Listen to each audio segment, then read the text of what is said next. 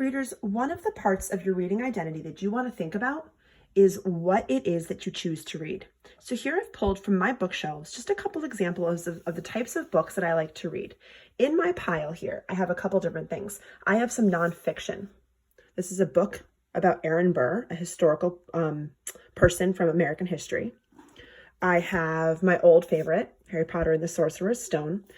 I have some nonfiction. This is an autobiography by a Broadway actor named Anthony Rapp. I read this book probably 4 or 5 times. It's one of my favorites. So I have some favorites in here. I have some new favorites. Fredrik Backman is one of my new favorite authors. This is a story about hockey players in Alaska. It's a really, really excellent book. Love this. Fredrik Backman, one of my new favorite authors. But I have an old favorite author in here too, Kristin Hannah. You'll notice that there's actually 3 books by this author. Kristin Hannah is one of my favorite authors. The Nightingale is probably the one I read most recently, though I did just begin a new book of hers. You'll notice that this is marked up. Lots of sticky notes, lots of thinking I did during when I read that book.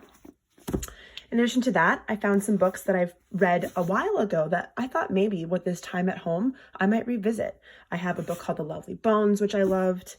I have some poetry. Billy Collins is a great poet, so I like to read different types of books. This is a book full of poetry by my favorite poet, Billy Collins. The Westing Game is a book I read in middle school that I bought recently, another copy of, that I just absolutely love. If you love mysteries, highly recommend. And One Crazy Summer is a book that one of my college professors recommended to me a couple years ago, and I've read it 3 times since then. It is a phenomenal book. If you're looking for another good read, One Crazy Summer, especially because it's historical fiction, is a great idea. So when you're thinking about books that you want to read, you're going to think about books that you like. You're going to think about books that you didn't like so that you can use those to help you make choices. And you're also going to think about books by authors that you've liked and see if they have anything else.